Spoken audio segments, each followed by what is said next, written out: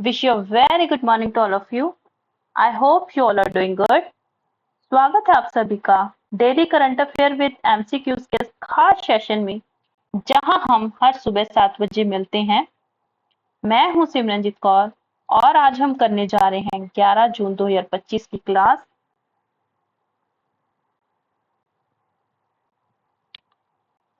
अगर आप हरियाणा सीटी 2025-26 की प्रेपरेशन कर रहे हैं तो आप इस बुक के जरिए अपनी प्रेपरेशन और बेटर कर सकते हैं।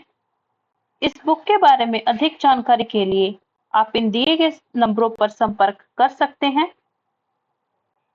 अगर आपने हमारा YouTube channel GK by Yogesh sir को सब्सक्राइब नहीं किया तो जल्दी से जल्दी सब्सक्राइब कर लें ताकि आने वाली वीडियो की नोटिफिकेशन आपको जल्दी से और आसानी से मिल पाए। बढ़ते हैं हमारे क्वेश्चनों के सफर की तरफ। ये है हमारा कल का होमवर्क क्वेश्चन। कौन सी राज्य सरकार प्लास्टिक प्रदूषण रोकने के लिए स्कूली छात्रों को स्टील की बोतलें देगी? तो हमने देखा था कि इस क्वेश्चन ये है हमारा कल वाला क्वेश्चन, तो इसका सही आंसर था ऑप्शन बी, हिमाचल प्रदेश। तो जो हिमाचल प्रदेश की सरकार है उसने 5 जून 2025 को वर्ल्ड एनवायरनमेंट डे के दिन यह घोषणा की थी कि वो स्कूली बच्चों को प्लास्टिक की बोतल, प्लास्टिक का पोल्यूशन रोकने के लिए स्टेनलेस स्टील की बोतलें देगी। तो यह कौन सी सरकार ने कहा है? यह हिमाचल प्रदेश की सरकार ने कहा है। तो बढ़ते हैं हम आज के सेशन की तरफ। तो ये है हमारे सेशन का सबसे पहला क्वेश्चन। तो हाल ही में विश्व पर्यावरण दिवस कब मनाया गया है? Recently, when was World Accreditation Day observed? तो विश्व प्रत्यायन दिवस कब मनाया गया है? हमारे ऑप्शंस हैं 7 जून को, 9 जून को, 8 जून को या इनमें से कोई नहीं।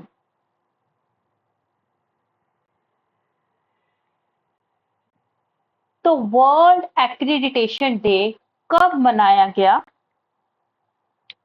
तो ये मनाया गया, ऑप्शन बी हमारा बिल्कुल करेक्ट आंसर है। तो ये मनाया गया 9 जून को। तो इस साल 9 जून को हमने वर्ल्ड एक्रीडिटेशन डे, विश्व प्रत्यायन दिवस मनाया था। तो हर वर्ष हम 9 जून को पूरे वर्ल्ड में विश्व प्रत्यायन दिवस, वर्ल्ड एक्रीडिटेशन डे मनाते हैं। और इस दिन का उद्देश्य क्या है?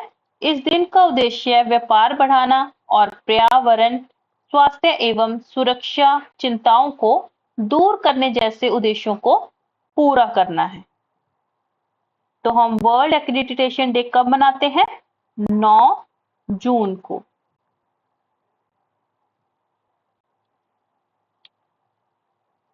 और अगर हम बात कर लें वर्ल्ड एक्रीडिटेशन डे 2025 के थीम की, तो इसकी थीम क्या थी? Accreditation empowering small and medium enterprises SMEs। प्रत्यायन सूक्ष्म, लघु और मध्यम उद्यमों को सशक्त बनाना। तो ये थी वर्ल्ड एक्रीडिटेशन डे 2025 की थीम। बढ़ते हैं हमारे नेक्स्ट क्वेश्चन की तरफ। हाल ही में अमेरिकी राष्ट्रपति डोनाल्ड ट्रंप ने कितने देशों के नागरिकों के अमेरिका में प्रवेश पर प्रतिबंध लगाने का आदेश लागू किया है? Recently, how many countries citizens have been banned from entering the US by President Donald Trump? तो कितनी कंट्रीज को उन्होंने बैन किया है? हमारे ऑप्शंस है ऑप्शन ए 15 को, ऑप्शन बी 17 को, ऑप्शन सी 12 को या इनमें से कोई नहीं। तो कितनी कंट्रीज पे उन्होंने बैन लगाया है? तो ऑप्शन हमारा सी बिल्कुल करेक्ट आंसर है। तो कितनी कंट्रीज पे लगाया है? 12 कंट्रीज पर। तो पूर्ण प्रतिबंध वाले देश की अगर हम लिस्ट देखें तो कौन कौन से हैं? तो क्या बोला गया? इन देशों के नागरिकों को अमेरिका में प्रवेश के लिए वीजा नहीं मिलेगा। कौन कौन से देश हैं?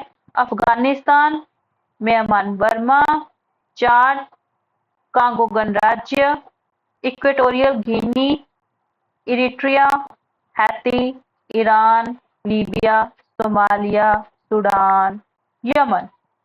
तो ये 12 कंट्रीज हैं जिनकी एंट्री यूएसए में बिल्कुल ही बैन कर दी गई है, टोटली बैन कर दी गई है। कौन कौन सी कंट्रीज हैं? अफगानिस्तान, म्यांमार, चाड, कांगो गणराज्य, Equatorial Guinea, Eritrea, Haiti, Iran, Libya, Somalia, Sudan और यमन। तो टोटल कितनी कंट्रीज हैं? ये हैं 12 कंट्रीज। 12 कंट्रीज को बिल्कुल ही बैन कर दिया गया है। और अगर हम बात करें कि आंशिक प्रतिबंध वाले देश, कुछ वीजा श्रेणियां जैसे V1, V2, पर्यटन, व्यापारक, FMJ पर रोक, मतलब कुछ वीजे पर रोक है, बिल्कुल बिल्कुल बैन नहीं है। तो वो कौन सी हैं? Burundi, Cuba, Laos, Sierra Leone, Togo, Turkmenistan, Venezuela. तो अगर हम पूरे की बात करें तो 12 देश ऐसे हैं जिसको पूरी तरह से प्रतिबंध कर दिया है कि इसका एक मतलब कोई भी नागरिक हमारे यूएसए में, उनके यूएसए में नहीं एंटर हो सकता। तो यहाँ ये 12 कंट्रीज क्या है? टोटली बैन है। और जो 7 देश हैं वो आंशिक प्रतिबंध के अंतर्गत कुछ वीजा श्रेणियों पर रोक है। जो ये 7 देश हैं इस पे सारे वीजा पर रोक नहीं है, इसके कुछ टर्म्स पर रोक है, सारों पर नहीं है। तो अगर देखें तो 12 कंट्रीज हैं जिन पर टोटली बैन है और 7 कंट्रीज हैं जिनके ऊपर कुछ कंडीशंस हैं, उनके ऊपर बैन है, बाकी ओपन है।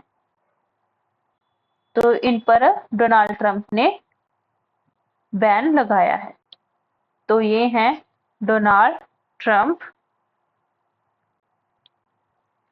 तो अमेरिकी डोनाल्ड ट्रंप का 12 देशों के नागरिकों के अमेरिका में प्रवेश पर प्रतिबंध लगाने का आदेश कब हुआ था? सोमवार 9 जून से लागू हो गया है। और अगर बात करें नवीनतम यात्रा प्रतिबंध से अफगानिस्तान, म्यांमार, चाड, कांगो गणराज्य, Equatorial Guinea, Eritrea, Haiti, Iran, Libya, Somalia, Sudan और यमन प्रभावित होंगे। और क्या है? वही Burundi, Cuba, Laos, Sierra Leone, Togo, Turkmenistan और वेनेजुएला सहित 7 अन्य देशों के लोगों का प्रवेश आंशिक रूप से प्रतिबंधित है। तो ये है 12 + 7 का कॉम्बिनेशन।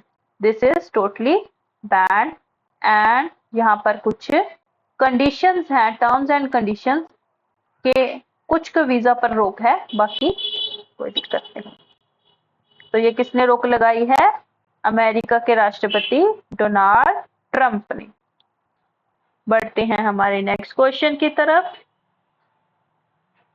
हाल ही में किसने बंडारू दत्तात्रेय की तेलुगु में लिखी आत्मकथा प्रजाला काथे न आत्मकथा का विमोचन किया है? Who recently launched Bandaru Dattatreya's Telugu autobiography Prajala Kathe Naa आत्म कथा? तो ये किसने की है? धर्मेंद्र प्रधान ने, रामनाथ कोविंद जी ने, डॉक्टर एस जयशंकर ने, या इनमें से कोई नहीं?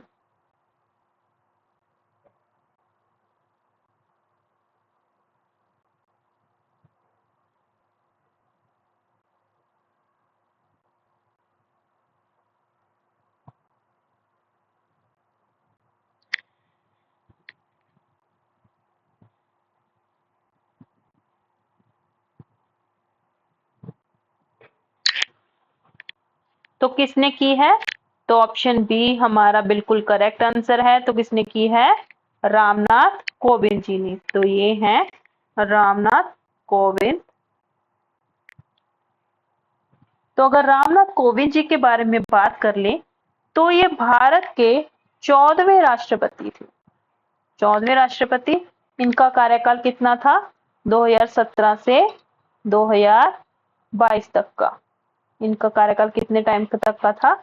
2017 से 2022 तक का। अगर बात करें तो ये 25 जुलाई 2017 को भारत के राष्ट्रपति बने थे और ये दूसरे दलित राष्ट्रपति और भारतीय जनता पार्टी के पहले नेता थे जिन्होंने यह पद संभाला था।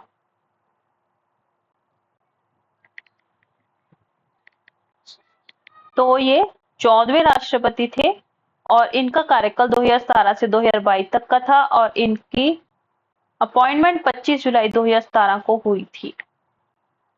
तो ये हैं राष्ट्रपति कोविंद जो 25 जुलाई 2017 को राष्ट्रपति थे और 2022 तक इनका शासनकाल रहा है। बढ़ते हैं हमारे नेक्स्ट क्वेश्चन की तरफ। हाल ही में किसे मातृभूमि साहित्य पुरस्कार से सम्मानित किया गया है? Who has recently been honored with the मातृभूमि लिटरेरी अवार्ड? तो किसे किया गया है? चंद्रिका टंडन को, सारा जोसेफ को, पायल कबाड़िया को या इनमें से कोई नहीं? तो मातृभूमि साहित्य पुरस्कार से किसे सम्मानित किया गया है? तो हमारा सही आंसर है ऑप्शन बी, सारा जोसेफ को। तो ये हैं सारा जोसेफ जी, इनको सम्मानित किया गया है।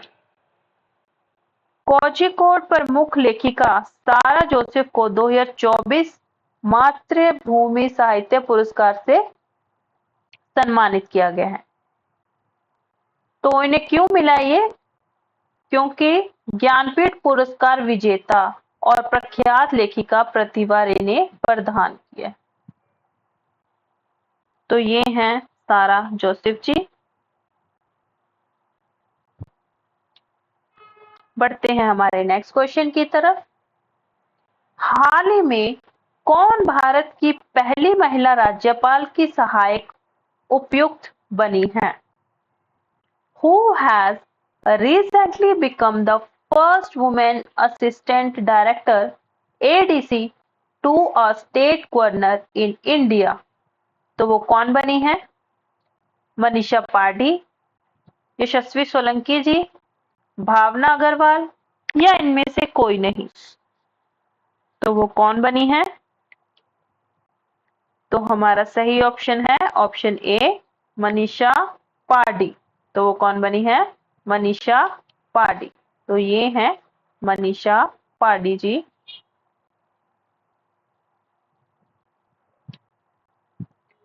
तो भारत की सशस्त्र सेनाओं में लैंगिक प्रतिनिधित्व के क्षेत्र में एक ऐतिहासिक उपलब्धि के तहत स्क्वाड्रन लीडर मनीषा पांडे ने राज्यपाल की एडीसी नियुक्त होकर नया कीर्तिमान स्थापित किया है। वह इस पद पर नियुक्त होने वाली भारत की पहली महिला सैन्य अधिकारी बन गई है। भारतीय वायुसेना की 2015 बैच की अधिकारी मनीषा पांडे को मिजोरम के राज्यपाल हरिबाबू काम्बती की एड डी कैंप नियुक्त किया गया है। तो मनीषा पांडे जी को नियुक्त किया गया है। ये है मनीषा पांडे जी। बढ़ते हैं हमारे नेक्स्ट क्वेश्चन की तरफ। हाल ही में भारतीय तटरक्षक बल द्वारा किस बंदरगाह पर एक नए आईसीजी जेटी का उद्घाटन किया गया है?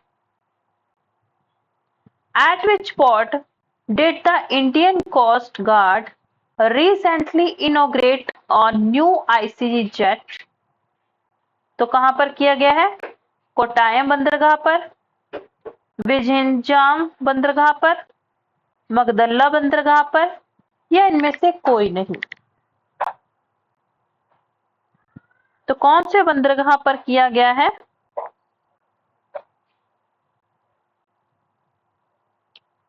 तो ये किया गया है ऑप्शन बी, विजिंजाम बंदरगाह पर। तो भारत के समुद्री सुरक्षा ढांचे को महत्वपूर्ण बढ़ावा देते हुए भारतीय तटरक्षक बल 7 जून 2025 को केरल के विजिंजाम बंदरगाह पर एक समर्पित जेटी का उद्घाटन किया गया है। तो कब किया गया है? 7 जून 2025 को केरल के विजिंजाम बंदरगाह पर इसका उद्घाटन किया गया है। बढ़ते हैं हमारे नेक्स्ट क्वेश्चन की तरफ। हाल ही में किसने इंडिया 5000 ईयर्स ऑफ हिस्ट्री नामक पुस्तक लिखी है? Who has recently written the book India 5000 Year of History? तो बुक किसने लिखी है? स्नेह भार्गव ने, पूजा पुजारा ने, ऑड्रे ट्रस्के ने, या इनमें से कोई नहीं?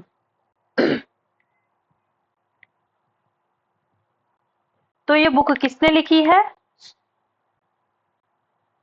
तो ये बुक लिखी गई है ऑप्शन सी, ऑड्रे ट्रस्के द्वारा। किसके द्वारा लिखी गई है?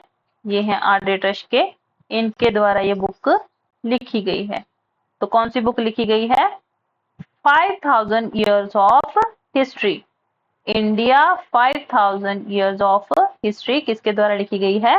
ऑड्रे ट्रस्के के द्वारा।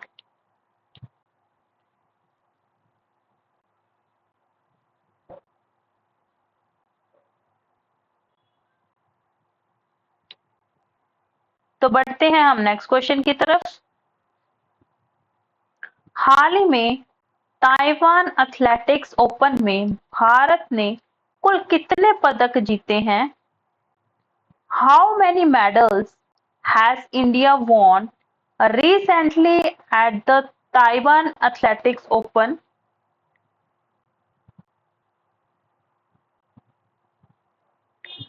तो कितने मेडल जीते हैं? Option A 16, option B 14, option C 10, या इनमें से कोई नहीं?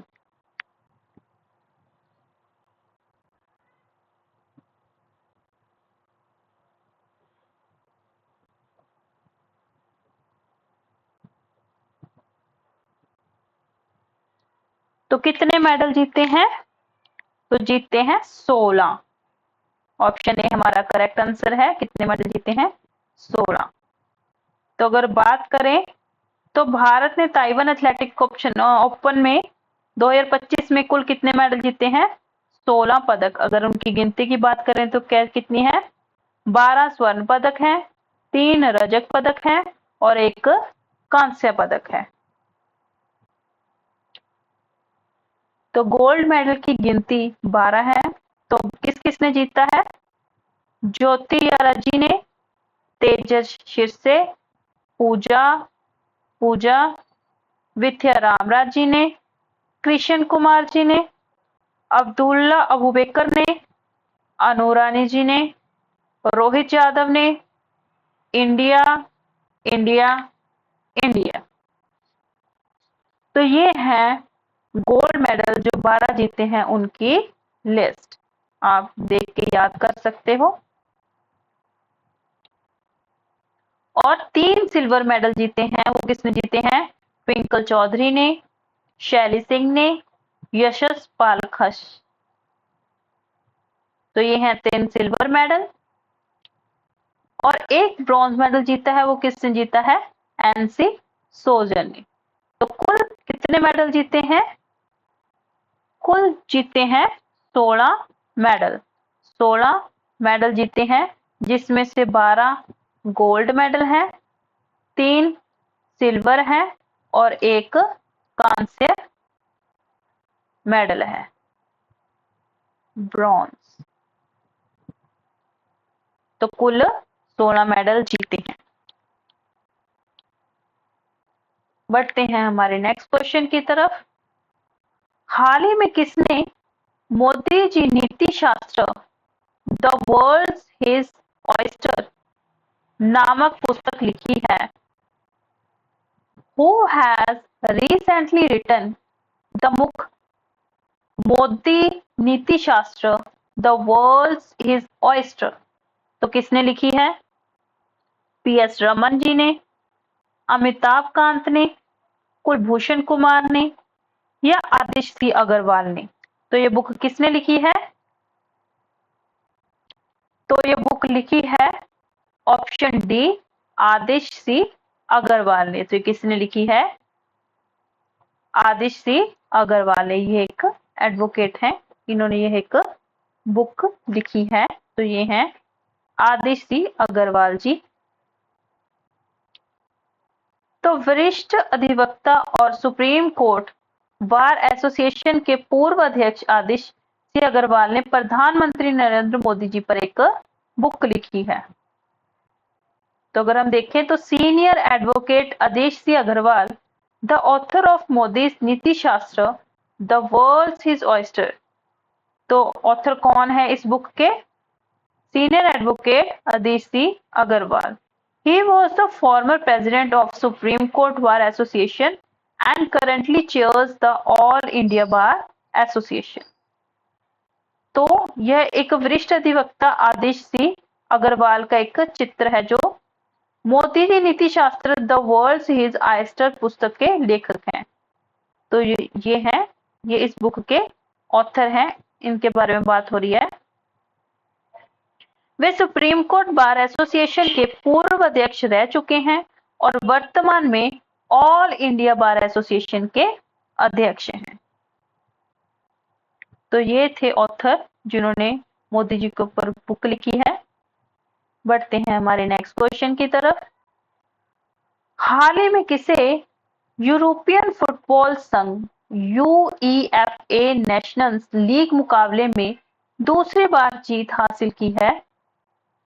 Who has recently won the UEFA Nations League title for the second time? तो किसने की है? स्पेन ने, जर्मनी ने, पुर्तगाल ने, या इनमें से कोई नहीं? तो हमारा कौन सा ऑप्शन सही रहेगा?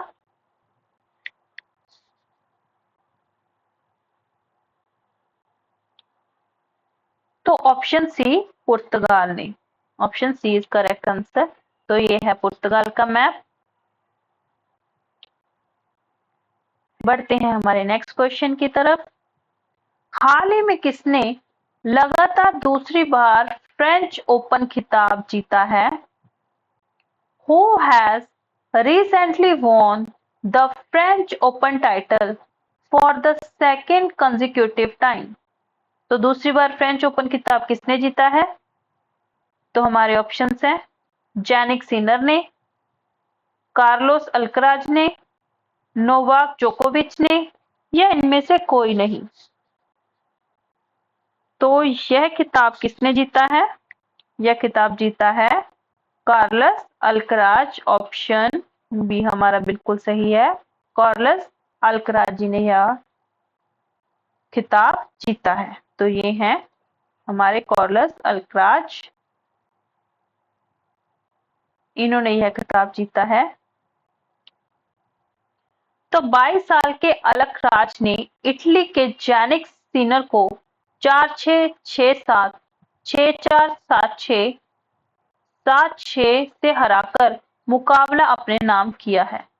यह मैच 5 घंटे 29 मिनट तक चला, जो फ्रेंच ओपन के इतिहास का अब तक का सबसे लंबा फाइनल रहा। तो ये मैच किसने जीता? अल्कराज जी ने। बढ़ते हैं हमारे नेक्स्ट क्वेश्चन की तरफ। हाल ही में महाराष्ट्र के किस नक्सल प्रभावित गांव में आजादी के 70 वर्षों बाद पहली बार राज्य परिवहन की बस सेवा शुरू हुई है? In which Naxal affected village of Maharashtra has the state transport bus service started for the first time after 77 years of independence?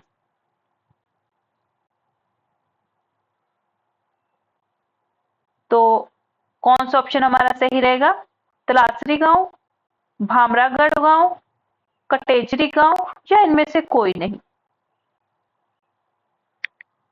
तो कहां पर चलाई गई है ये बस? ये बस चलाई गई है ऑप्शन सी, कटेजरी गांव में।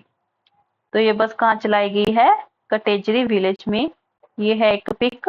तो 75 साल के बाद, आजादी के बाद इनके पास पहली बार ये बस आई है। तो इस गांव का नाम क्या है? कटेजरी विलेज।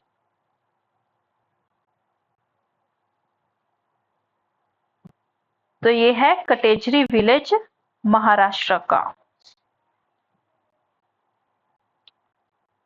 बढ़ते हैं हमारे नेक्स्ट क्वेश्चन की तरफ। हाल ही में किस भारतीय क्रिकेटर को आईसीसी हॉल ऑफ फेम में शामिल किया गया है? Which Indian cricketer has recently been inducted into the ICC Hall of Fame? तो कौन से भारतीय क्रिकेट को शामिल किया गया है? हमारे ऑप्शंस हैं रोहित शर्मा, विराट कोहली, महेंद्र सिंह धोनी या इनमें से कोई नहीं।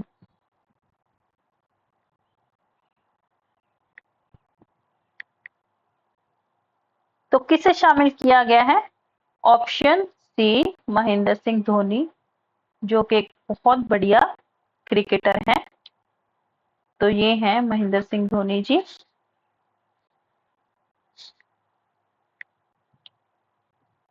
तो ये था हमारा आज का लास्ट क्वेश्चन। और अगर हम बात करें तो ये है हमारा होमवर्क क्वेश्चन।